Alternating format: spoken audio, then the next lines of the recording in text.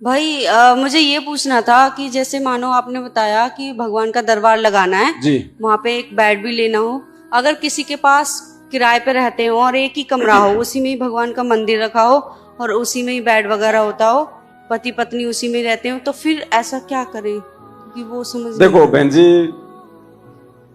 बहुत सारे घर ऐसे हैं जिनकी स्थिति ऐसी भी है, ऐसे लेकिन वो रजोगुण से दूर है।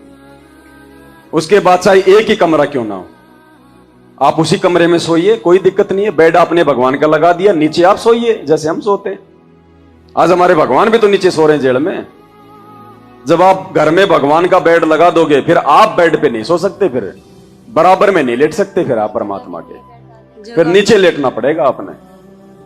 या तो ऑलरेडी आपके घर में जो बेड है उसी को परमात्मा का बना दो, साफ सुथरे कपड़े लगा के बिछा दो परमात्मा का, आप अपना नीचे ले आओ, गद्दे अपने नीचे सो जाओ। बेड पे कौन सा मतलब हम लोग देवता बन जाते हैं? आप नीचे लेटिए आराम से। हम तो नीचे सोते हैं, हमें तो बेड पे आनंद ही नहीं आता। 2 बेड थे, वो हमने दे दिए किसी भगत को। पर ये बात मैं समझती हूँ, मेरे हस्बैंड नहीं समझ पाएंगे भगत तो परमात्मा से प्रार्थना करो, मालिक दया करेंगे। क्योंकि वो भगत नहीं है ना। तो परमात्मा से प्रार्थना करो उसके लिए।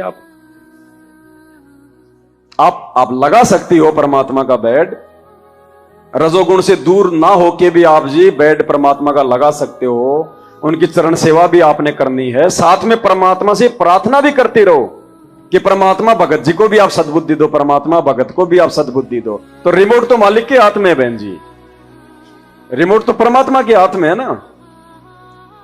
बाकी आप अपनी क्रियाओं को जारी जो है वो रखिए।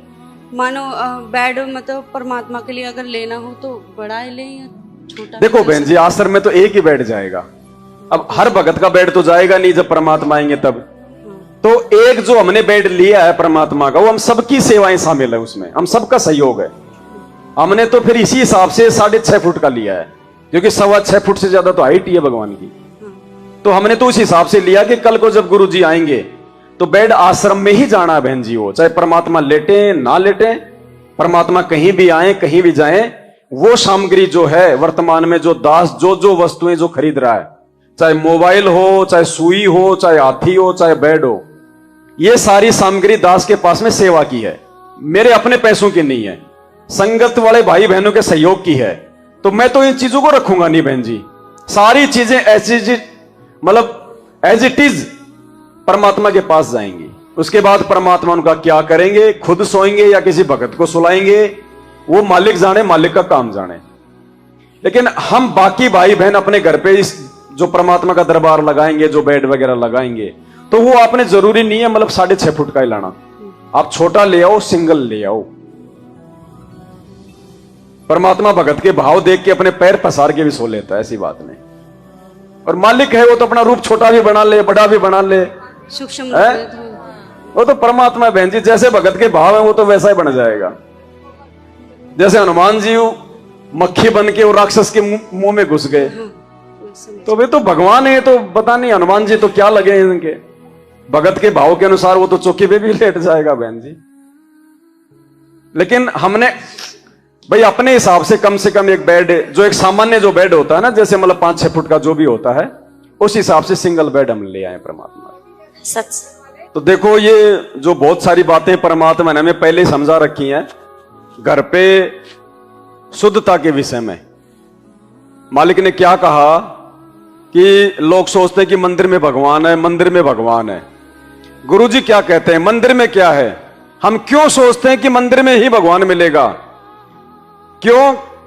क्योंकि मंदिर में कोई शराब पीने वाला नहीं जाता, कोई बीड़ी गुटखा पीने वाला नहीं जाता, कोई अशुद्ध व्यक्ति नहीं जाता, मंदिर में कोई गाली गलौज नहीं करता, मंदिर में कोई लड़ाई झगड़ा नहीं करता, मंदिर में शांति रहती है, मंदिर में जो है वो पूजा पाठ होती है। इसलिए हम सोचते हैं कि मंदिर में क्या मिलेगा? भगवान।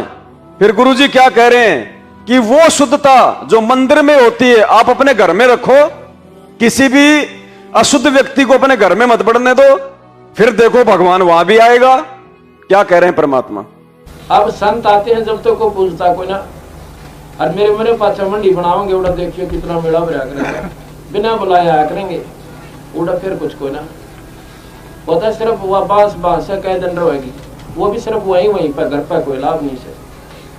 अब ये बीमारी नहीं हटती हमारे हृदय से, ये हटाए बिना बेड़ा पार नहीं हो सकते। राम का नाम ले। क्या भगवान घर में कोई नहीं हो सकता? अगर मंदिर में भगवान आ सका है, अगर वो शुद्धता आप घर में रखो, क्या वहां को नहीं आवा? वो मंदिर में क्या शुद्धता होती है? बीड़ी शराब पीने वाला अंदर नहीं जाना चाहिए। एक मकान, एक कमरे में अपना मंदिर बनाओ, भगवान की मूर्ति रखो, जोत लगाओ, उसमें अशुद्ध आदमी प्रवेश ना हो, परमात्मा वहां भी आएगा। मंदिर में जाओगे इतने घरा टांग टूट ले, तो भगवान ने घर क्यों ना रखो? अगर वो मंदिर में है तो वहां भी आपके होगा, लेकिन होगा नाम के आधार पर। नाम होगा तो होगा, ना कति नहीं होगा। चाहे घर में जोत लाइयो, चाहे बाहर लाइयो, नाम से स्वरूप होता है। नाम एक बीज है, और बीज बोया तो उसकी सिंचाई हुई, तो उसके फिर फल लगे, पत्ते भी लगे, डाली भी काम आई, पत्ते भी काम आए, फल भी काम आए, छाया भी होगी, सर्व सुख होंगे।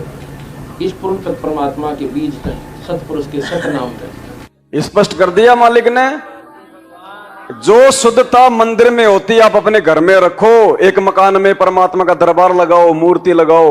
मूर्ति मतलब फोटो, मूर्ति मतलब फोटो, दर्शन के लिए। एक मकान में कोई भी बीड़ी सिगरेट शराब पीने वाला व्यक्ति उस घर में प्रवेश नहीं होना चाहिए। तो भगवान घर में भी आएगा। आप मंदिर में जाओगे इतने में तो अपने घर पे पूज लोगे।